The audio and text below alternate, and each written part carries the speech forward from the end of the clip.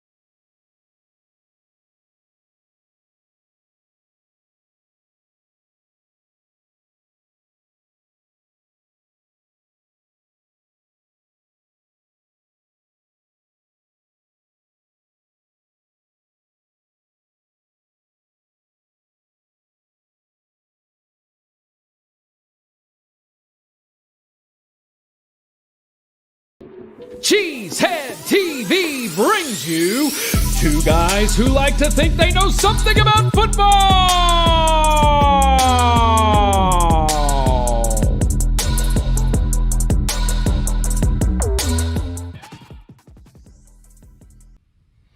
Good evening, everyone, and welcome back to Packer Transplants Live. I am Aaron Nagler, and joining me, as always, is my partner here at Cheesehead TV, Mr. Corey Behnke. I am coming to you live from New York City, Cheesehead TV. Corey joins us across the street from Lambeau Field, and we're ready to talk some Packers. What do we have on tap today, Corey? Today, we review the historic bombshell trade for Micah Parsons and get ready for the season opener against Detroit. Ew. But right now, it's time for the good, the bad, and the ugly. We got the good, we got getting Micah Parsons. We got the bad, we got losing Kenny Clark. We got the ugly, we got the NFC North copium. Corey Behnke, the NFC North fandoms outside of Green Bay, Wisconsin, are ingesting a dangerous level of copium throughout the course of this last They just week can't or so. handle it. I mean, have some. I brought stats for the copium. Dignity. I brought stats Oh, for the copium. did you? Did I did. you? Well, I know you're not used to that, but I did bring some stats. Now, wait a second. You brought stats? Did you say stats? I just thought Corey it was Behnke? funny. I was watching all of the copium happening. I was watching all of the podcasts that came out, all the things of people that are now experts in Micah Parsons, which is hilarious to me. And there are a few of them, too. I think once we eat our vegetables and get through some news, we got to talk about, some things we think, some things we're looking Wait a at. second. Let me make sure that we're not looking at the same. I think there's a possibility we might be looking at the same kind of stats here because we've heard from the copium throughout the week about run defense, about his injury status, and all of that. I'm going to let you dive into every bit of that as we go forward here. But first, we have to give a shout out to our good friends over at Nicolay Law. This episode of Packer Transplants is sponsored by Nicolay Law. You never plan on needing a lawyer, but if you're ever in a car crash, suffer a slip and fall, or are injured in another kind of accident, you want someone in your corner who gets it. Nicolay Law helps people across the Midwest, and they fight hard for regular folks, not big corporations, not insurance companies, just you. Calling a lawyer can feel intimidating, but Nicolay Law makes it simple. Their team takes on the stress, deals with the insurance companies, and fights for the compensation you deserve, so you can focus on getting your life back.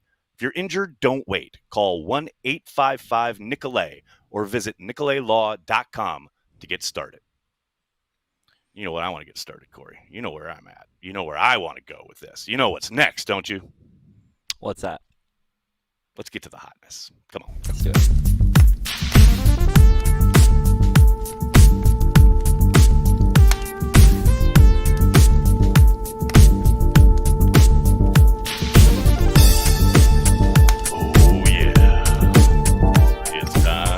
The hotness.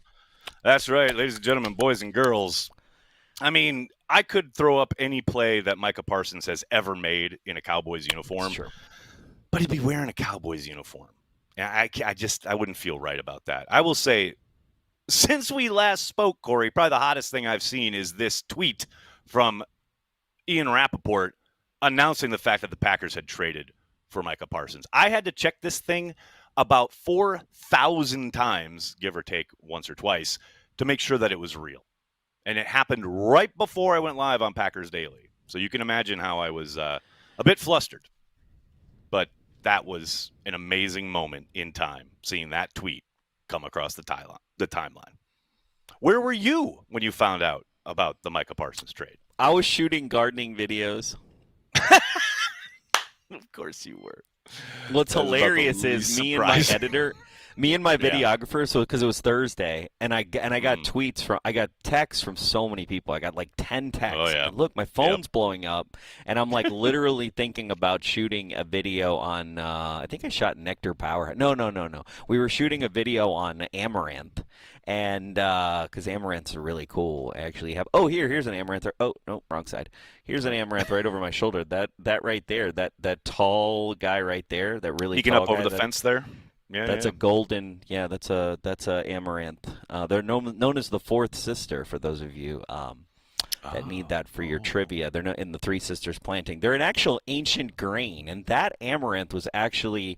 I was literally talking about German lab researchers because they took that amaranth and they bred it so you could get 1 pound of grain out of one plant. So any like gardener or farmer can get a huge surplus. That was in the 70s, that amaranth. So anyway, now you know something you didn't know before today. I didn't know. That's right.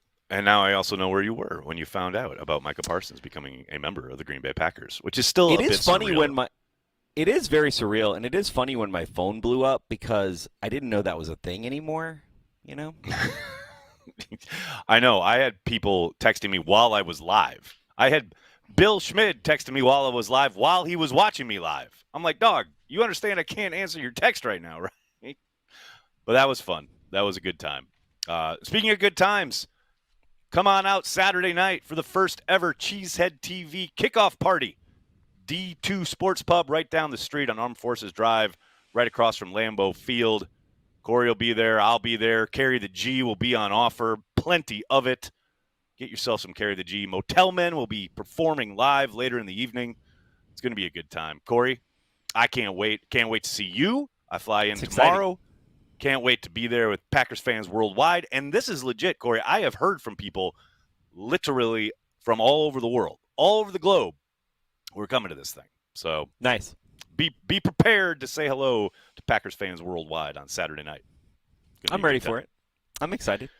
You know what I'm ready for? I'm ready for some Carry the G. I'm ready to get back to Wisconsin and get myself some Carry the G in my system. I can't wait. And I love that we're running the ball this year. You know, no more throwing the football. We're running the ball. Look at that. Great new design from Brent. Absolutely love it. Good stuff. Good stuff. We were starting. We were in motion to throw the ball. Right. Exactly. We were thinking. We could have been running the Statue of Liberty play. Fair point. Fair point. No doubt about it. We were Arnie Herring looking down the field. Let's get to some Packers news. I don't know if you heard about it, Corey. The Packers traded for Micah Parsons. Just got to make it official. You know, none of this is official. Forget the Packers announcing it. Forget Micah Parsons being in the auditorium at Lambeau. None of this is official until it appears on Cheesehead TV Packers News. So that's right. Now it's official. Now it is official. Then we can get to some of the stuff from practice both Monday and today. Elgton Jenkins was limited at practice, and we finally got our first injury report for the season. Elgton Jenkins is dealing with a hip injury. That is why he was not practicing on Monday. The hip injury hopefully won't keep him out of the game. We'll see how he trends. They were in pads today, and the fact that he participated at all is obviously a good sign. But still something to keep an eye on as the week progresses. Speaking of practice and who was out there and who wasn't, Jaden Reed and Nate Hobbs were the only two people not practicing today, which you don't love to hear. Although I know Jaden Reed told reporters in the locker room this afternoon that the plan was to give him today as a rest day. It was always the plan that he would take today off. I guess he was pressed a little bit about, well, are you going to be out there tomorrow, the rest of the week? And apparently there's a decent chance he's out there in a limited capacity, which I don't think anybody would find surprising. The Nate Hobbs thing, that's disappointing. The whole reason they did the surgery was that he would be ready by week 1. Well, here we are. We're heading into week 1. Nate Hobbs not practicing while there's tons of video all over the internet, all over Twitter today of Jair Alexander returning to practice for the Ravens. I don't make the rules, Good but for him. this is the comparison that's going to be made all season long. I'm glad. right? I didn't want Jair to be out. I really didn't. I'm with you. I'm totally with you. I never want to see any player well, let me think. Is there any player? No, I never want to see any player get hurt or do anything bad. I would say the only guy that came close was Ndamukong Suh because he was kind of because he was a douchebag when he played the Packers. dirty player. Yeah, he was kind of a dirty somewhat player. of a dirty I love how player. everyone's forgotten that too. By the way, also it is interesting how that fades, right? How am I today years old when I realized that we're treating the Detroit Lions like a real NFL team? When did that happen? Probably when they started kicking our ass for a couple years. I'm old man laughing at a cloud days when we just used to just say, "Oh, the Lions are so adorable." Right. It's kind of weird. Okay.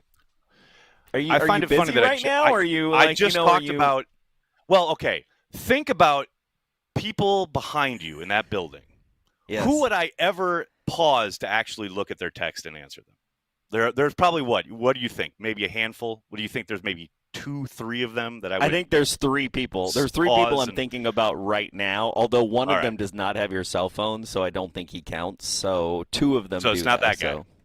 But there is certainly somebody what you're is thinking he of doing? right now. Is he talking about my backlight or something? It's no. It is a woman. I think a woman who works in the building behind you. Very okay. That's 4 people then. There you go. So, that's where we're living right now. Sorry about that. Just wanted to make sure. It's like Schefter getting news while he's live. I just wanted to make sure we weren't missing anything. We're comparing you to Adam Schefter now? Is that what we're doing? In 2025, that's where we are. Just the idea that we're live and information's coming in, and you don't want to miss it because it might be important. That's all. That's all we're doing. Please, sir, never would I make that comparison. I Rasheed feel like Walker's going to start at left tackle. like I'm more important than anyone texting you. I'm just saying. Well, that's probably true. But if it was good for the brand, if it was good for the show, I think you'd understand if I had to take a call or text and said, "Okay, let's giddy up." That's all I'm saying. So what? We're getting somebody on the show right now? Is that what's happening? No, we're not. Okay, that's the whole downswing of this. Rasheed Walker starting at left tackle. I don't know if you know this, but he was asked in the in the locker room, and he said, "Yeah, I'm starting." What's interesting is that who knows how things fall along the offensive line. I think we could see Jordan Morgan either starting at right guard if Elgton Jenkins is unable to go. But if Jenkins is able to go, won't be surprised if we see Jordan Morgan subbing in for Rasheed Walker at some point. But when they kick off, first offensive drive, Rasheed Walker will be your starting left tackle. You know what's really so much funny? For that camp battle. What's that? I just completely forgot we were 1-5 in the NFC North. We most certainly were, sir. And you know why it's funny? Because I think there's certain stats that you just want to forget, kind of like a cornerback. You just want to forget them. Yeah. You just should. Got to flush you know it. What I mean? Got to flush it. Because they're not really relevant, right? We don't hang not for NFC this season. North banners. No, but any season. We don't hang NFC North banners. So it doesn't really matter. But then I do think it's interesting. Winning the division gets you a home game in the playoffs. You know what I mean? That matters a little bit. I mean, there's some sustenance there. You know what I'm saying? There's some validity to wanting to win your divisional games. I'll bring up one thing. The division. Did we win the division when we won the Super Bowl? Of course not. Did we? No, that's why it doesn't matter. Yeah, last time. First team ever to go on the road 3 times and win the Super Bowl. No team will ever do it again. That's what's great about the Packers. We're good at those things. We're good at having those weird. You know what the greatest stat the Green Bay Packers ever had that still haunts me to this day? What's that? Never losing a playoff game in Lambeau until 2007. Oh God, you had to bring it up, right? You had to bring it up. There are people. Okay, I feel for them because they died too soon. But there are people who live their entire lives never seeing the Packers lose a playoff game at Lambeau. How amazing is that? Now, they didn't see the Packers play a lot of playoff games at Lambeau. There was does help. There was that a decent stat. interval where there were none, of course. So, 12, 13 in a row? I mean, that's not bad. That's a good place to live. But imagine living your whole life and you went to Lambeau and the Packers never lost a playoff game there. I thought I was going to be that person. I remember showing up in 2007, and I remember being like, you know what? I'm going to experience the second NFC Championship game at Lambeau ever, and this is going to be great. And there's an alternate reality where I didn't get a house across from Lambeau, but we won that game. And sometimes I wonder which alternative Which reality sliding door would you prefer, Corey? That's a interesting theoretical question for you. That game still hurts. It's weird. Yeah. Well, you're still thawing out from it, but yeah, it's just weird. It's weird thinking about that one. game sometimes. Sometimes I just think about that game, and I don't think about games that often. I'm not like that. I'm not like you. I don't go back and relive like the preseason from fucking whenever. But look, all I mentioned was that Desmond Howard made the team on a big return against the Chiefs in the preseason back in '96. That's all. My Lord. That's all I'm saying. That's not that crazy. That's a you pretty know what's significant hilarious? Moment. He doesn't do that. He's not on the squad. He doesn't become this amazing returner for them all throughout the '96 season, and doesn't become Super Bowl MVP on the way to a championship and bringing title back to Titletown. I get invited to a lot of 1265 trivia games, right? And it's always expected that I will win when the Packers are the category, right? But I'm here to tell you, and I'm pretty dang good at Packers trivia. I'm gonna be honest with you. Sure, right? But I do not. I'm not even in the top 20 if you're in the same room with me. It's ridiculous. That's ridiculous. It's just certain types of trivia about the Packers. You'd wipe the floor with plenty of those discussions. Speaking of history and going back and looking at things that haven't happened either before or in a long time, Matthew Golden has switched his number to 0, and Micah Parsons will be wearing number 1, the first to do so since Curly Lambeau did it back in the day. Corey, I will cede the floor to you if you have any thoughts on this. I said this on the air on 97.3 The Game last week, 2 weeks ago, what have you, when everyone was talking about what number he was going to wear, all this stuff. Man, I don't care if there are hieroglyphics on the back of his jersey. Yeah, just ball out. I don't care what any of these dudes' numbers are. I do not. Just ball out. Didn't they technically add 0 and 1 2 years ago? I think they added them, but they haven't given them out in the regular season. But, like, the NFL allowed for them. Like, that was a rule change, right? No. Because didn't that happen around the time when wide receivers could do 20s? Didn't everything change when they changed how the number hierarchy is? 3 or 4 years ago, yes. Yeah, 3 or 4 years ago. They opened it up, so it wasn't positionally kind of rigid. That did change recently. But 0, I think, is I don't think it's been outlawed or anything like that, but I know no one's ever worn it for the Packers. Now Golden's going to do it. And Parsons taking Curly Lambeau's number. Man, Godspeed.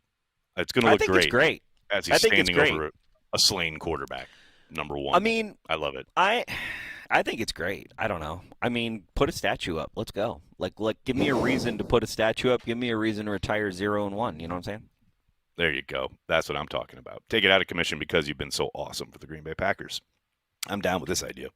Let's talk about the offense, and let's talk about Matthew Golden for a second, because what I love coming out of this camp, Corey, and I know you follow along and you've heard and seen a lot about how good he's looked, right?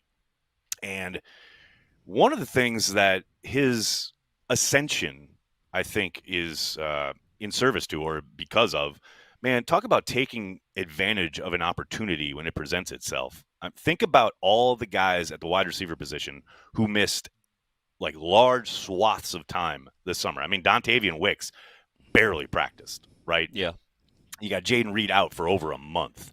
Matthew Golden took absolute advantage of that to the point where now on their unofficial depth chart, which was released, yesterday, he's the starting receiver opposite Romeo Doubs. You know, obviously that's just a Unofficial depth chart doesn't mean I thought a whole you said lot, that was a marketing ploy. Well, mostly. But it says usually what you can possibly expect out there in the first kickoff, first drive of this season, guy who is a rookie, especially. Not often do the Packers list rookies, especially at wide receiver, as starters. No. It is kind of crazy. Took advantage of his moment so far. I but love it. Do you think, how much do you think, I mean, I do think a lot of it's him taking advantage, but how much do you think is holy wide receivers room, Batman? We went from right. having the pick of the litter, I felt like, yeah, we didn't have a number one, but we had a lot of good guys to holy, what happened? So they've been banged up. Concerning. We haven't had an opportunity to see them. I mean, Savion Williams, another fellow rookie, barely saw the practice field this summer. Was in and out of the lineup with various injuries. Now it's good to see he's back. He's been practicing. He practiced Monday, he practiced today. Who knows what his involvement's going to be? But man, you can set your watch on the fact that Matthew Golden's going to be involved. And that's because he showed it's not too big for him. He showed he can hang at an NFL level up to this point, right? Now things start to get more intense, obviously, when the games kick off. But man, it's just an exciting time for this young man. It is. It is really. You know what it is too. I feel like we have 4 to 5 players who are ready to meet the moment, and what I mean by that is, Golden ascending as fast as he did, Micah Parsons being, arguably one of the top 3 defensive players in the NFL, Jordan Love ready to meet the moment, just getting married, just finally having kind of the offense to himself and having, his third year here, right? And then, I would say Rashawn Gary's ready to meet the moment. I would say Xavier McKinney's ready to meet the moment. I would say Josh Jacobs is ready to meet the moment. I would say, Rasheed Walker with a guy burning his bottom. Breathing down his neck. Breathing down his neck. Rasheed Walker, Elgton Jenkins. We just got a lot of guys, I feel like, that are ready to meet the moment. Tucker Kraft, LVN. Where does this put LVN? I think LVN as the third guy on that team. That's exciting to me. That is very exciting. It's it's not on his shoulders. They're not going to be able to pin back. What are they going to do? Especially when they're going to double team Micah Parsons. It just allows it's just so many. I just feel like we have a lot of men who are ready to meet 2025 where it is. Very much agreed. And you mentioned Jordan Love. What's exciting is the fact that he's a full participant in practice today. I mean, after he, hurt his left thumb there in the first preseason game, obviously they talked about, he's going to have the surgery, he's going to be ready. And hell, we heard similar about Nate Hobbs, and that certainly hasn't materialized. So you did kind of hold your breath, I think, a little bit, despite all the assurances, everything's going to be fine, blah, blah, blah. It's like, okay, I try not to listen. I try to watch what you do rather than what you say. And, man, Jordan Love, full participant in practice, both Monday and today. Sounds like he's good to go. I know he had that interview with Packers.com talking about how no restrictions, ready for everything and anything. Man, you talk about meeting the moment. It is a monster year for Jordan Love as far as being not just, the head of the offense, like the face of the franchise even. Like all of that is a given, right? But just to play at a high level in the NFL as the third-year starter and hopefully, knock wood, able to do so in a mostly injury-free kind of stretch here for this season where we can finally say, without a doubt, this is one of the best quarterbacks in the NFL. Because I know there are still so many naysayers. Even within the Packers fandom, there are naysayers about Jordan Love. And I'm just very excited for him to put a lot of that to rest. Here's the thing. If you're a naysayer in the Packers fandom, you got some other bias going on. You're not actually watching tape. You're not actually grading. You're not actually thinking about it objectively, in my opinion, right? Right. If you're in the Packers fandom. If you're not in the Packers fandom, you just haven't watched enough tape. You have a vested interest to hate on him, right? Yeah, most of the guys in the national media, you can just tell they haven't watched anything. They're forming opinions based on a couple national games that he had, as opposed to watching. Because if you watch his highlights from last season, they're pretty dang good. I mean, did he, like every quarterback the Green Bay Packers have had some boneheaded interceptions and some stupid throws that he wishes he could take back? Yeah. No Brett Favre, doubt. the year he won the Super Bowl, had more damn interceptions than Jordan did. So there. But yeah, if you're just not paying attention, I feel like, or you have a bias. You have a bias against against the narrative, like, right? You're just fighting a narrative story arc instead of actually like objectively looking at the reality of the playing the position too. That's the other thing, because it takes, as Matt is always fond of saying, it takes all 11, right? And if Jordan's at the top of his drop and has set the protection and done everything he can from his position as quarterback to get them in the best possible spot, and no one's winning downfield, or he delivers the ball and they drop it, which they were one of the league leaders in doing so last year. Like, Jordan can only do so much. So here's hoping he and the receivers and all of the eligible receivers are ready to, as you say, meet the moment in 2025. One final thing on the offensive side of the ball I did want to highlight, just because it hasn't been talked about a whole hell of a lot. I think because we kind of assume this is how it would play out. But the backfield depth behind Josh Jacobs, it's pretty damn stout. Like, I understand it's the same kind of setup they had last year. I think a lot of people were really obviously hoping that Marshawn Lloyd would provide something, and that's clearly not going to happen early this season. But, man, you could do a lot worse than what they have. Wilson and Brooks are really good backs. And obviously neither of those guys and precious few guys anywhere are going to step in and be Josh Jacobs. But, man, the offense doesn't have to materially change when they're in there to keep defenses guessing. And to me, that's a testament to their work. It's a testament to the personnel group to make sure that, we do have a superstar at running back in Josh Jacobs. There's zero doubt there. But, man, they got some real ballers behind him that can switch things up, a bit of a different approach probably. Both of them are good at different things. But, man, they're not going to get talked about a whole lot for obvious reasons. There's a lot of other things going on. But I feel really good about their depth there at running back. I didn't watch training camp, so I would have no idea. I know Josh Jacobs is going to be good. That is correct. So that's all I really care about right now. But yeah, I was bummed about Marshawn Lloyd for sure. Yeah. Well, who knows? Maybe we get him eventually this season at some point. I know we said that last year and it never materialized, so we'll see. Switching it over to defense, Parsons, Matt LaFleur was asked point blank, what's the plan? Is he going to play, etc.? And Matt is sounding very cautious. And I know he mentioned there's a possibility that he plays a limited role as they ramp him up, etc. Man, I don't know. Like, I'm trying to stay level-headed about this, Corey, but, he looked pretty good there in practice on Monday. And then the story comes out, he's dealing with the back thing, and no doubt he's listed on the injury report as limited with a back injury. But he was practicing in pads today, Corey. I mean, I just don't feel like this guy's going to be off the field on Sunday. This is just part – I feel like this is all part of the game, the gamesmanship. Yes, I agree with they that. don't want to key. They That's don't kind of want what I'm to key saying. in Yes. on him. Yeah, it's the gamesmanship. Now, okay, couple things I want to say about Micah Parsons now that we are 26 minutes into the show.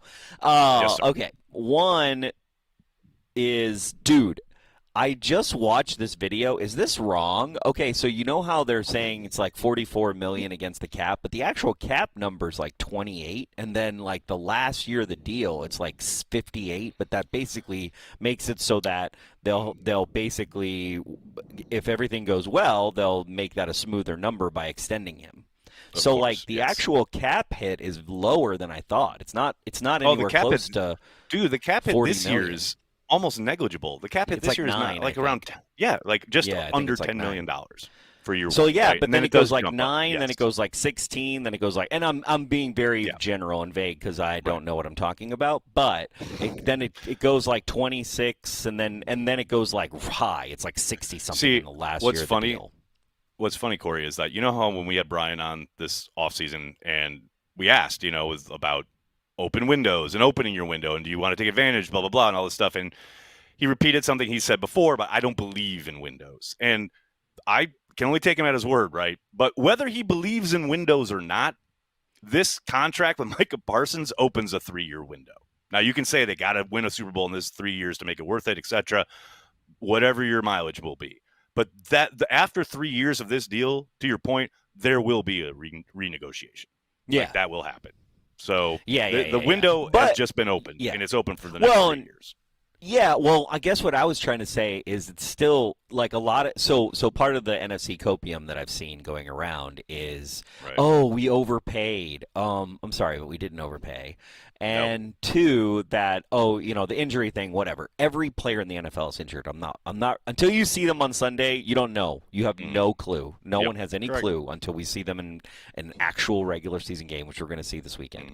But yeah, it's so funny how immediately it was like, oh, it was a bad deal. Because, like, you see a lot of these trades and you think that they're lopsided towards one team. It's like, oh, well, we're doing a Saints or a Carolina thing where we're just loading up these years. But it doesn't look like we are, actually. We're going to have some room in these 3 years to still do the deals we need to do to extend guys. Especially because the guys who are coming up for contracts are going to be let go, right? But that's the thing. I talked about this with Justice a couple weeks ago. Like, when you open up, say, this idea of, okay, we want to be able to maneuver within the salary cap. Well, you can't pay everyone, right? We paid Zach Tom. Rasheed Walker, thank you for your service. This is probably his last year in Green Bay. Same for Romeo Dobbs. There are a number of guys where you can look and say, this is probably their last year. But that's baked into the idea of you pick and choose who you're paying while being able to maintain the flexibility you're talking about. Right? Like, you're still going to draft and develop. You still want to lean on cheap labor, which is why the Packers being the youngest team is important, even though people try to dismiss it. It's like, that's cheap labor. That's a lot of guys on their rookie deals that really help you put together your team. But now they're having to make those choices, Corey. Like, okay, yes, we can pay Zach Tom, but we know by doing that, there's a decent chance that Rasheed Walker is going to be gone. That's baked into this. So, to your point, you take on this contract, you give this contract out because he is such a difference maker, and the potential for kind of, double X whatever your input is as far as what your investment is in Micah Parsons, man, it does ripple across the roster, but it greatly aids your ability to go and win a championship. And that's why they did it. And it's what people have been begging the Packers to do for years, which is the funniest part. They needed the right player to do it for right too. Player. And let's talk about that for a second. Okay, so some of you might have forgotten, but the Packers got really good at defense last year, and I know it's hard to believe because we're Packers fans. Yeah.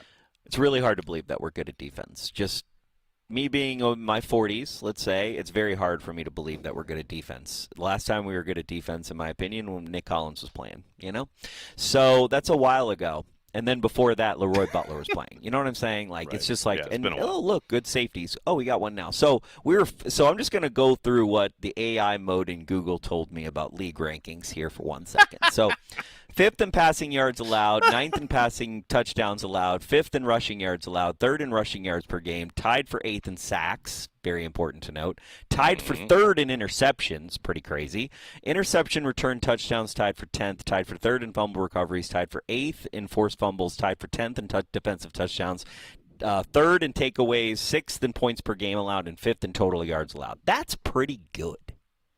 Okay, it's not bad. And the big individual takeaways are Rashawn Gary with 7.5 sacks and Xavier McKinney with 8 interceptions. Okay, that is a good, like, if you told me that this year we were going to do that, I'd be like, all right, that. Yeah, cool. Yep. Sign me up, coach. Right. All right. And then I'm gonna. Okay, so just take all that and just put it in your belly. All right. Now I'm gonna show you. Okay, I'm not gonna show you. I'm gonna tell. It's gonna be auditory. 2024 Kenny Clark stats. Thank you, Kenny Clark, for your service to the Green Bay Packers. By the way, this is not shitting on Kenny Clark by any stretch of the imagination. Kenny Clark was collateral damage in this trade. Love you, Kenny Clark, and I want to see you do really well. I think you were incredible, Green Bay Packer legend. Love Kenny Clark. Okay, but Kenny Clark totals. Okay, so he had solo tackles 14, assisted tackles 17, 1 sack. He didn't have a safety, unfortunately. Nobody did. And 2 passes defensed. Okay.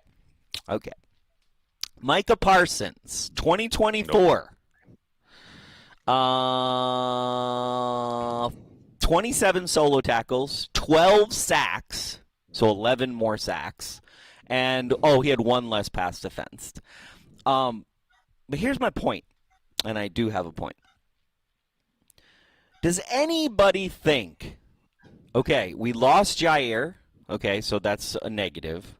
We got Nate Hobbs, but he's not playing. We lost Kenny. We got Micah. Does anyone think realistically that the Packers defense is going to be worse than they were last year? Anybody? I'm sure there's some fucking Eeyores out there. So I'm sure that there's some Eeyores that think that. But does anybody in their right mind, just on paper, right? Just on paper, everybody grew up. Hafley gets another year. We get one of the best pass rushers in the NFL, and everybody gets to grow up and do their thing, and everybody's still around except Jair and Kenny. I think there's no way we didn't get better. Am I crazy? They absolutely got better. There's no question about it. And the Parsons thing is hilarious when people try to frame it as though there are spots or areas where the Packers will be worse. I know the run defense has been beaten to death as far as, he's a bad run defender, which, as I said on Daily, if anyone tells you that he's a bad run defender, you can ignore them and their opinions on football for the rest of your life. You can just bid them adieu because he is a very good run defender. He's a very effective player against the run. I love people coming out of the woodwork, usually Cowboys fans, talking about how, he was really good when he's going one-on-one, but he was bad against double teams. And then Mina Kimes dropping that bomb on Twitter, I think yesterday, saying he was like the most effective, whatever metric site you want to use, the most effective rusher against double teams in the league by a pretty significant margin. It's like That's crazy. Well, it's funny when you said that, too. Thing that the fans want to throw against him, like every metric and the tape beats it back. It's funny when you said the whole run defense, I literally watched I watched a highlight. I think it's like 2 minutes of Micah Parsons against the run, and it's crazy. He like blows up the middle and gets the runner in the backfield like a bunch of times. I mean, yes, but don't you think a lot of that is like just like the Jerry Jones marketing machine trying to like nag against? Well, some of that, certainly. But I also think some of that Dallas is just Cowboys fans. Look, man, some of that is just football fandom. Some of that is just baked into the idea of we remember the plays where they don't make, and it frustrates us, and that sticks with us. Yeah, because that's just who we. I mean, shit, we do it as Packers fans. Yeah. We talk about this guy not doing that, or he get beat there, and then that gets into our brain as that's what always happens. But that's not true. These guys make plenty of plays that maybe we don't remember, don't stick in our mind, blah, blah, blah. That's why you want to, in the offseason, dispassionately, go back and look at it and see what happened and why. And more often than not, guys you think played poorly played a hell of a lot better.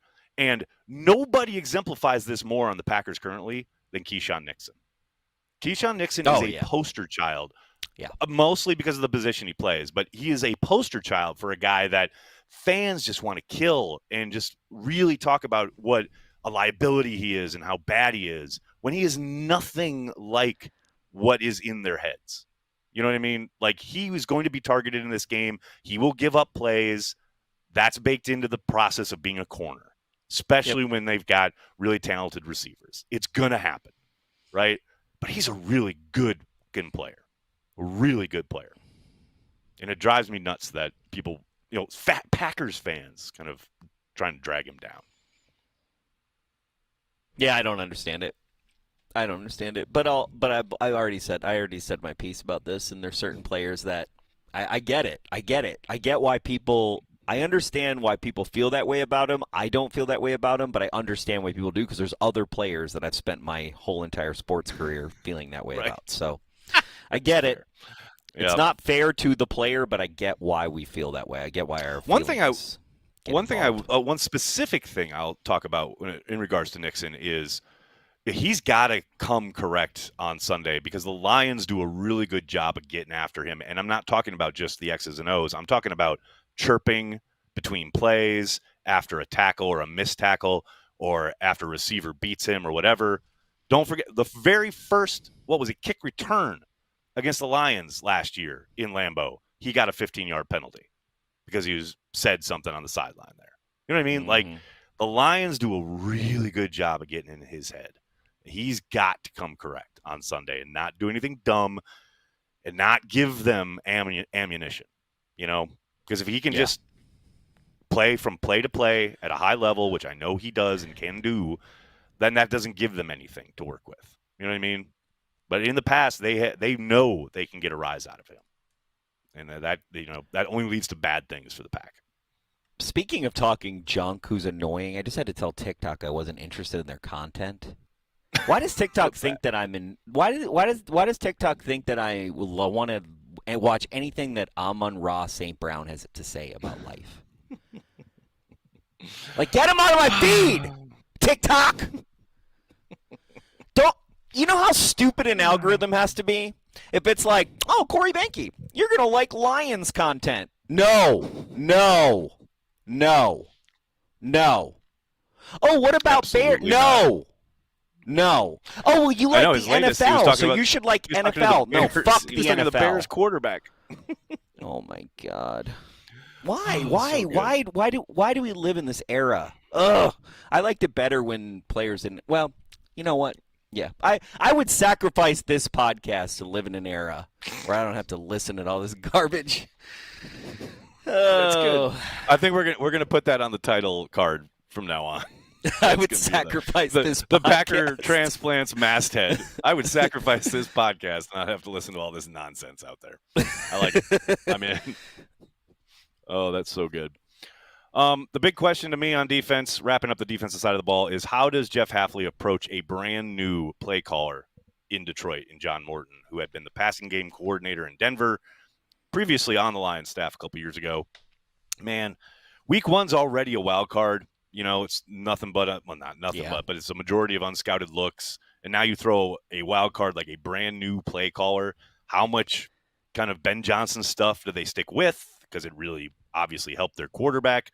How much changes? What's their approach? I got to suspect they're still going for it on fourth down the majority of the time with Dan Campbell still in charge, you know? Oh, yeah. But, man, you know that. I'm very fascinated to see how Hafley approaches Morton. I mean, it's obviously nice that he's got Micah Parsons. That helps as far as not needing to gin up as much pressure probably. But, yeah, it's never just set it and forget it. And I'm interested to see what Chef Hafley cooks up on Sunday. Yeah, I just wonder how much he's going to go against the person and more about like him just putting in his stuff, you know? We're going to run our stuff. Yeah. We're going to run our stuff. I wonder how many. I really would love to know, like next season, just sit down with Hafley and just be like, okay, so how many plays did you have where it was like, this is the play where Micah will get a sack? Like Micah sack plays. Micah sack play. This is an LBN sack guys, play. Run the Micah sack play. Micah sack play 2. Micah sack play 3. Stat. Like Micah sack. Yeah, that'd be nice. How cool would that be if you could just dial that up? I mean, it wouldn't suck. It would not suck. Hopefully we start dialing those up on Sunday. You can get a preview of the game in our next Cheesehead TV Nation newsletter going out tomorrow morning. I got another great edition, great chat with Andy Herman. That'll be in the newsletter each and every week throughout the season. Make sure you subscribe to the diehard level of the Cheesehead TV Nation newsletter so you get that each and every week. All right, Corey, you ready? You ready for this nonsense? Yeah, I'm ready. Let's do it. All right, let's do it.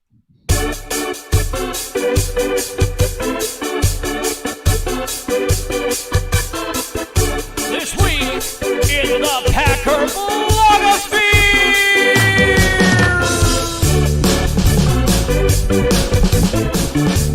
That's right. It's This Week in the Packer Blogosphere, the return of that venerable series. And ladies and gentlemen, boys and girls, give it up. Put your hands together for a brand new podcast here on Cheesehead TV. That's right. Ahead of the Pack debuts this week. It'll be out, I believe, sometime tomorrow. I can't tell you how excited I am to have Camille back, Monty and Daniel joining her. They're going to be previewing the Packers game each and every week.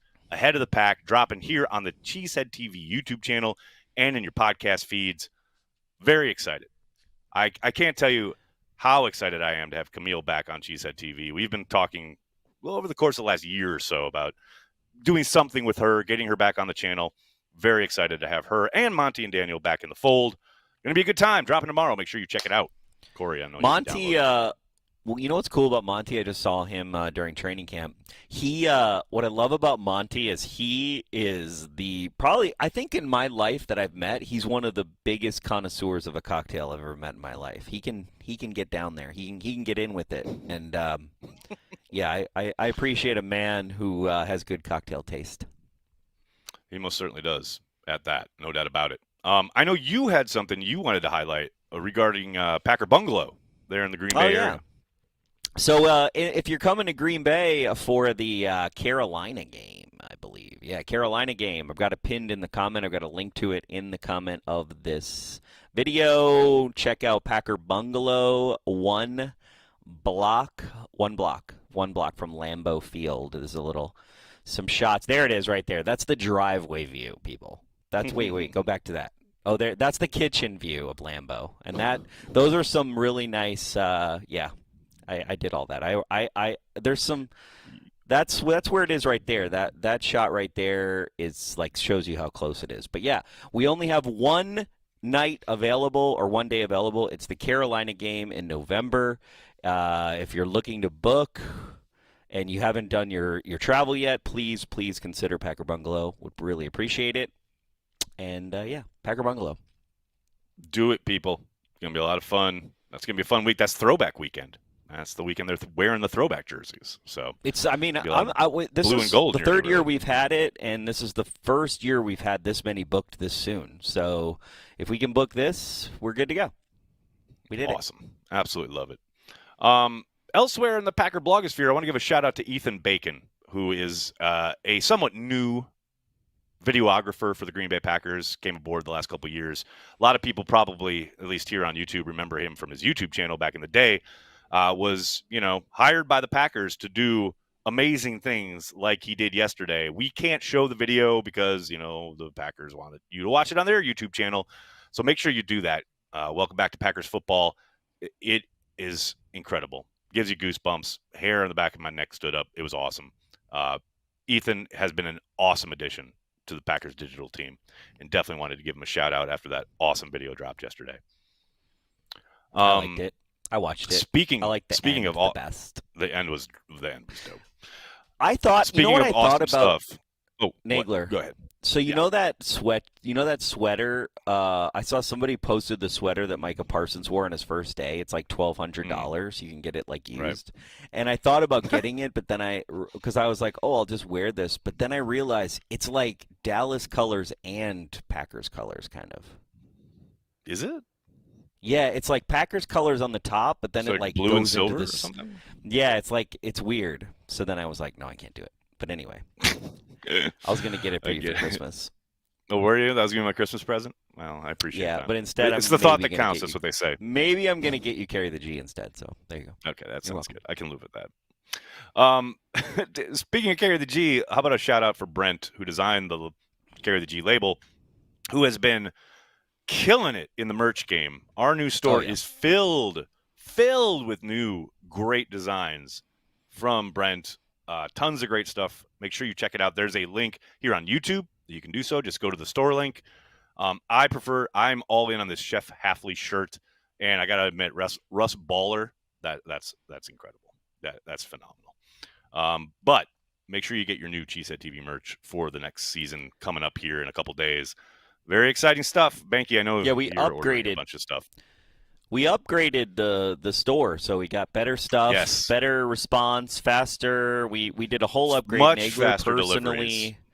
Nagler has personally delivered on working with the new store and getting everything up to speed. And I got a meeting with Brent tomorrow. We're going to talk about some new designs tomorrow too. So yeah, sweet. I got to order. I got to place an order for this season's merchandise. I'm really excited.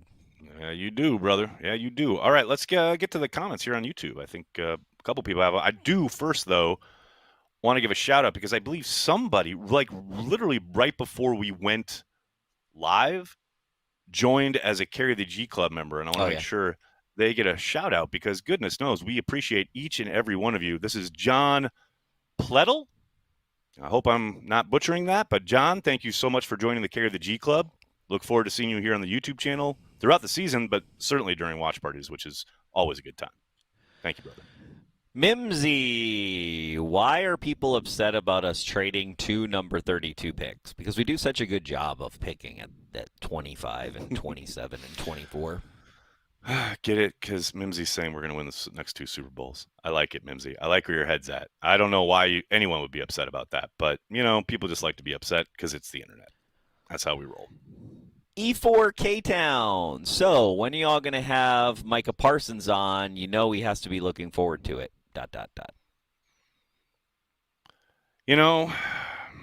Maybe someday. We'll see. When he's a 2-time Super Bowl champion with the Green Bay Packers, then we'll probably have him on. There you go. Hype. There it is. Doug Hype TV, Hype Television. What's up, She Said TV party with Carry the G. Yep, you will be able to buy Yes, sir. Carry the G there. Hope we see you go there, check Doug. to see if they've got it. I think I got to go check over They there do. I confirmed yesterday they have some. Yeah, but we need to confirm it. We have to make sure we have enough. Yes, I think that's a good idea. Yeah. They're going to sell a lot of it. I hope I told them that. NA Productions took Cowboys fans 1 week to fall back into copium. Dead. Feels like less than that. I mean, if it wasn't the Cowboys, I would feel sorry for them. But yeah, exactly. I had this thought the other day. It's like, man, you have a checked out, over the hill, clearly lost it owner who is in charge of your favorite team. If it was anybody else other than the Cowboys, I'd feel sorry for their fandom. Yeah. Oh, well, no. Not if it was Bears or Vikings. So if it was anybody but the Bears, Vikings, or Cowboys, yeah, that's probably true. Although I did kind of almost feel bad for the Bears fans 2 years ago, and McCaskey's were still in charge, and they were really hoping they'd move it, and they were chanting "sell the team," everything, and I was like, God, that's gotta suck. But you know what? They're the Bears; they still suck, so that makes sense. Yeah, checks out. Carrie Bishop 2876 Transplants is here. Just tuning in. How's your tomato crop this year, Corey? Made sauce yet? I have not made sauce, although the tomatoes have done really well. I have a new video about lemon blush tomato harvest that turned out really well. But then my Berkeley tie-dye tomatoes completely crashed and burned. I actually do a fail video because I'm one of those gardeners where it's not just about the successes. I don't know if you know just this your about Instagram me, life. Yeah, I'm not really an Instagram life type of person. I'm going to show you the warts and all the stuff. But thanks, Carrie, for asking. Appreciate it. Oh, my mouse doesn't want to move right now. Hi. Please move. Thank you. Joe Mailman, 5164. Who was the subject of the original The Hotness? Is this a trivia game now? Really good question. I couldn't tell you, Corey. I couldn't. When did we even start The Hotness? I think we started it like 3 years ago. Is it that long? No chance. No chance. It's been around 8 years. I feel like it's pre-pandemic. No way. Okay. I bet it's long. It's always longer than you think. That's true. Time does fly. Yeah, it's always longer than you think. Luke Carnes, what a 2025 so far. We got Micah Parsons and a Monarch cam. Let's go. Thanks, Luke. Oh, real quick, wait. I want to give a shout out to the Devil Is Not KNOT, a member on Carry the G Club for 19 months, who asks, at what point do you think Packers front office said to themselves, holy crap, we might get Micah Parsons? I'll probably say I'll say 3 or 4 days before it actually happened. That'd be my guess.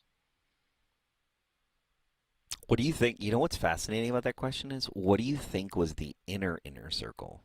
So because at some point, who knew that the Cowboys had accepted the trade, but that we were negotiating with Micah's agent? The contract. Because that was 2 to 3 days, right? My understanding, I think that's been reported. Yep, around there. So correct. in that 2 to 3 days, I think it was Ed Policy, Brian, Russ. Yep. Sure. Yep. But that's probably it. I'll bet Milt knew. Milt Hendrickson. I don't think Matt knew. Brian had to have told him. Oh, Matt, I would be surprised if Matt knew. Why would you tell? Because here's the problem, right? Even if you know, you don't want anybody to get excited. Like, or let it it's one slip of these out. things. You know, the more kind of people you thing, tell, the more yeah, possibility that something gets out there. that it fucks up. Yeah, it messes up. Well, and that's the other thing I always tell people. Like, you don't want to spend too much bandwidth on things that aren't real. And in our job in production in my other business, it's like, hey, don't spend bandwidth on potential jobs or jobs we're holding, and that kind of idea. I bet it was a pretty small circle in that. Oh, zeroed out. Totally agree. Porkmaster 4312 Nags, why did you bring up pre-snap penalties with Andy Herman? I was flying so high, and then I remembered we love beating ourselves. Damn you! Just keeping it real for you there, Porkmaster. Just keeping it real. I don't like it when you keep it real. I think. Oh, you know what? I think that. Unreservedly. You know, no. Speaking of keeping it real, and actually to Porkmaster's point, I think that we should try to not keep it real during watch party. What do you think about that? Like how so? How do you like you just have a fence. It's kind of like pre-camp idea, but it's like you kind of just everything's put great, little... even though we're false starting and putting ourselves in bad situations and dropping the football. We're just supposed to be like, it doesn't matter. It's the Green Bay Packers. Is that what you want? Not quite that, but that is the idea. The idea is I'm going to put a boundary. You're going to need to do this with someone else if that's the case. Because, dog, no, that ain't happening. But not. Did you hear what I said? I said not quite. I did. That. I heard what you said. Yes. Because I feel like you're a little bit okay. Like, you know, as for someone who says they're not an Eeyore. Mm-hmm.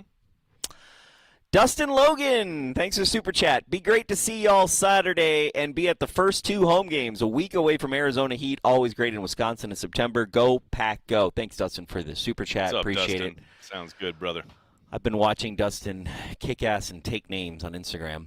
Corralling my chaos. I want to hear a medical professional speculate about the different grade scenarios, not an athlete or a pundit.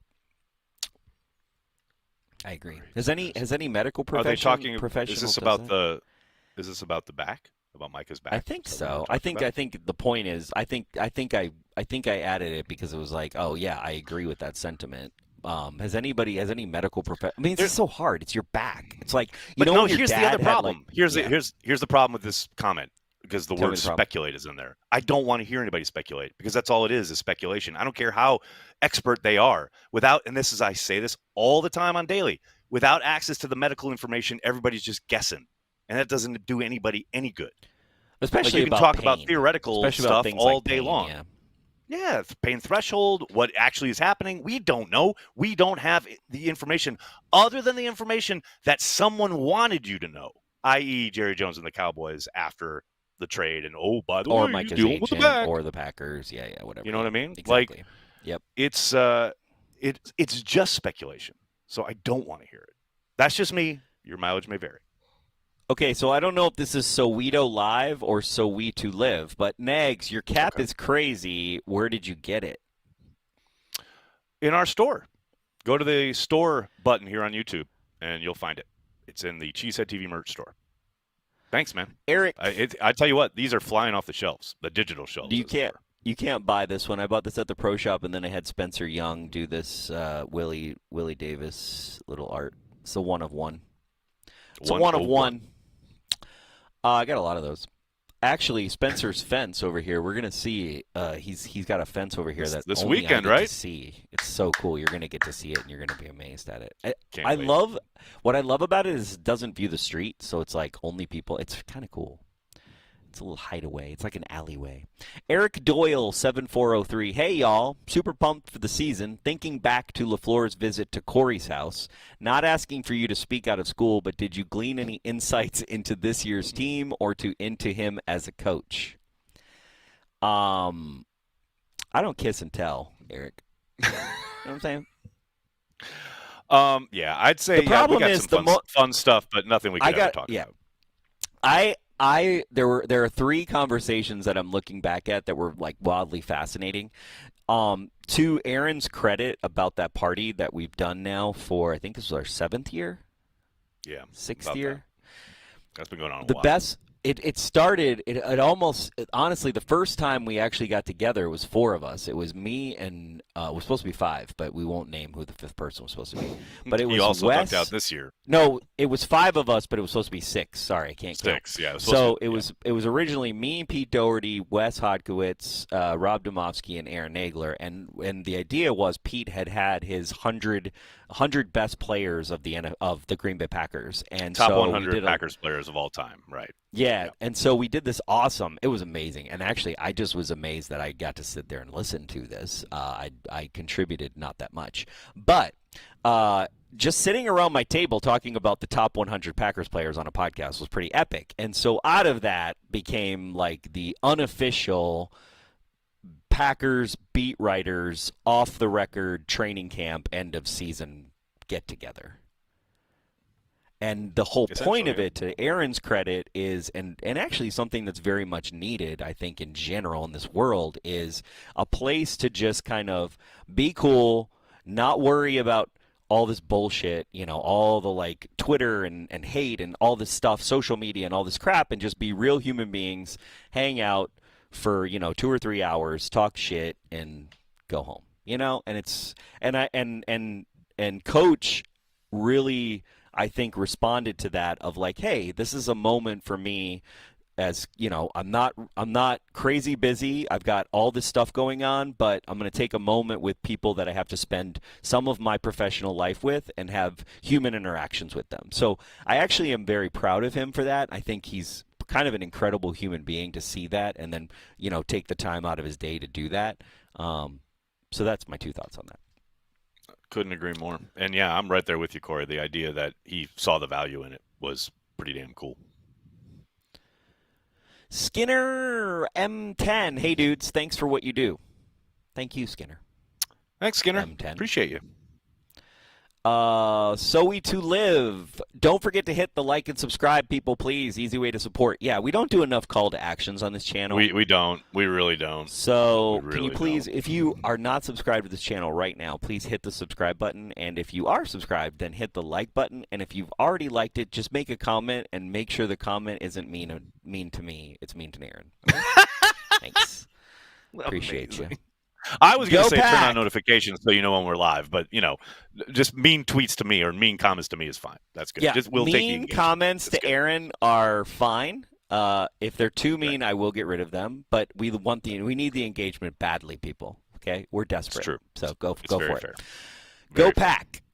If Hobbs doesn't play, will the corners struggle? Nope. Great question.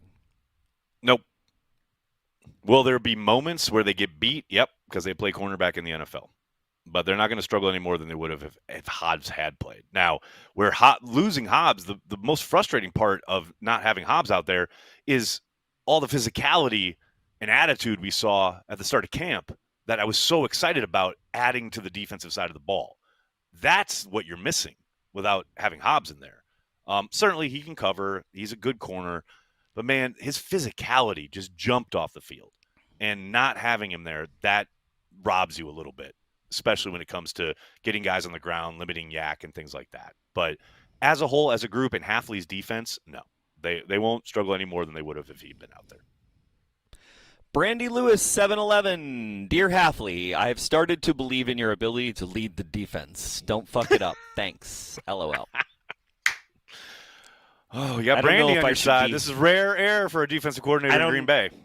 I don't know if we should be happy or if we should be like, is this kind of trepidatious, like a little scared. Yeah, I feel you. But hey, I feel you. That's a big recommend. She just put that out in the universe right there. Jake McMacken, 1761, woke up 6 a.m., drove 3 hours one way for training camp multiple times this summer, fandom unmatched, and ready to watch Parsons make Goff look like Jared Goof. Go Pack, go. Jake. Go Pack, go. Appreciate that.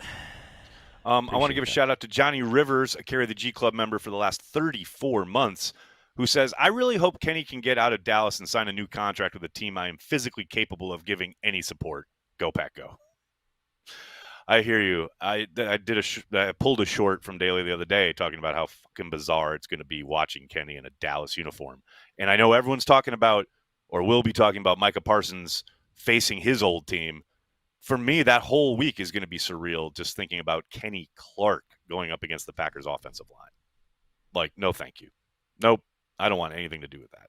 I'm not a fan. No, I don't. Although I do think like that game is. Oh, we're going to win that crazy. game. We're going to win that game. Come on now. Dude, how many sacks? Okay, how many sacks is Micah Parsons going to have in that game? Seriously. All of them. All of the sacks.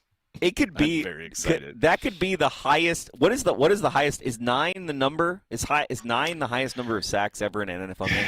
I want to say 8. What does Google say? 8 or 9. I'm not sure. What does the Google AI say? Let's hold on. What's the record for NFL sacks in a game? 7. Derek Thomas of the Kansas City Chiefs in 1990. All right, 8 sacks from Micah Parsons. Oh, my God. Can you imagine if Micah Parsons got 8 sacks against the Cowboys? I can, Oh, my goodness. That would be amazing. I can imagine quite a bit. Oh, my goodness. That would be incredible. They would be showing Jerry Jones after every sack. He would have to stop being on TV because they would just be like, dude, remember like in the playoff game, every time big play happened and they would show Jerry and it got worse and worse and he's like slapping his table and all this shit. Well, did you see the documentary where they kept showing where he was? Oh my God, that was so funny how he said that was like the worst day of his life or something. He said something like that, like worst loss in franchise history. I mean, not the Ice Bowl, Corey. Not the Ice Bowl, Jerry. The divisional matchup. Was he like 4 years old during the Ice Bowl? I think he was probably like 5. Sim Giles, longtime listener. Hello from Wicklow, Ireland. What's Packers up, Ireland? fans worldwide? What's going on, Ireland? Love it. What's going on, Wicklow? Appreciate you. Wicklow, is that? Wish we were watching the Packers in Ireland this year, but no. Is that Western Ireland or Eastern Ireland? I got a good Western Irish dialect. I've actually been paid. I've been paid a couple 2-3 times to use my Western Galway accent. So, anybody needs a Western Galway. If Sim Giles, if you ever need an American doing a shitty version of your country's accent, I'm here for you, buddy. I'm here for you. Sometimes my mouse doesn't like me. It's weird. Nope. E4K Town. Saw the Willie Davis on your hat. Good on you. This is one of my favorite hats. Willie Davis. I don't know if you guys know this, but who is the Packers' all-time sack leader? Willie Davis. Is it? According to the 1265 behind me, who's full of shit, and Cliff Crystal should change this on the website before he... Honestly... Cliff Crystal should get a new contract, and on his contract he should put that the website should say this. So is it 1, Willie Davis, 2, Clay Matthews, 3, Reggie White? Willie Davis. Yeah, right there. All-time sack leader, Green Bay Packers history. It's well documented, but the NFL refuses to actually recognize it. And they don't acknowledge anything that happened prior to 1982 when it comes to sacks. Oh, but were there televisions before that? Oh, could we watch all of the tape and we could actually do the same measurement we do for anything else? Yeah, we could. No doubt. And that's why I know that's true. Yep. It's really sad. The only other sad thing about that we need to write besides that for the Green Bay Packers is actually we won another championship. There's some controversy about that. 14th. Yes, sir. So technically we've won 14 championships. So yeah, there's that. You know what's really sad? You should do a video about that, Corey. I should. You know what's really sad? I was talking to a Bears fan, and they didn't know how many championships they had won. Yeah, I had to look it up. It's like to them, it's just a lot. Yeah. But to them, it's just 1985. Right? That's all they've got.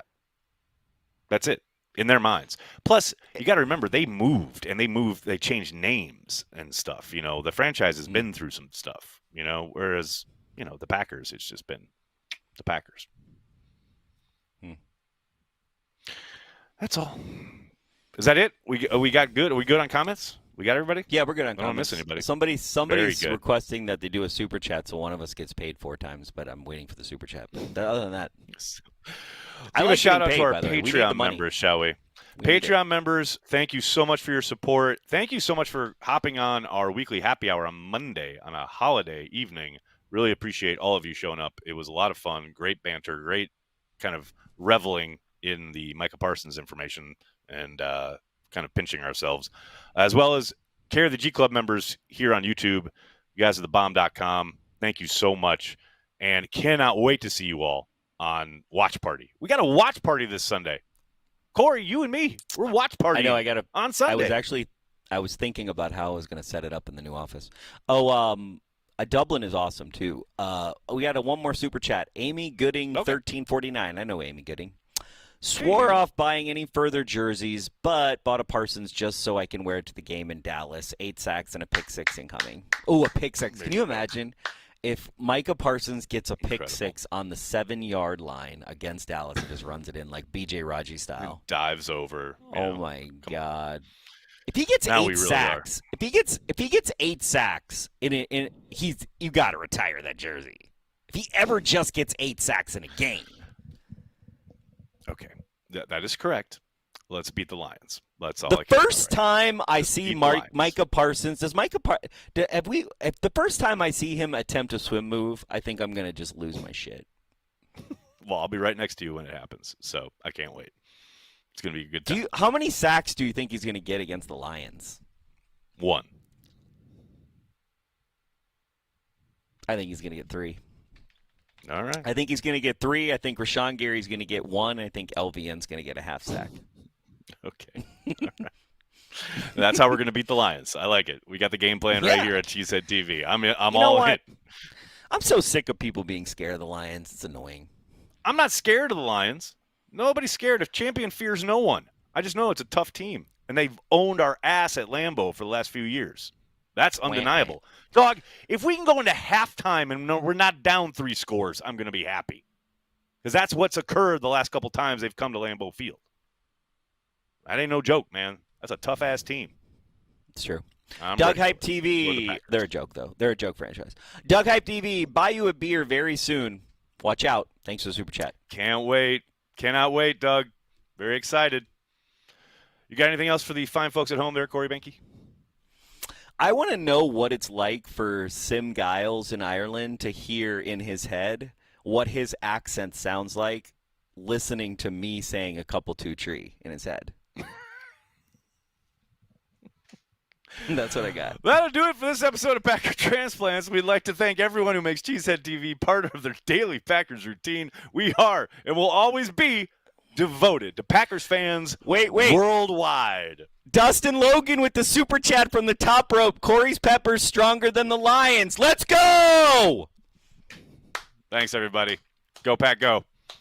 I think it's a fluid situation, and I know you guys love it, especially Nagler. I can see you smirking at me right there.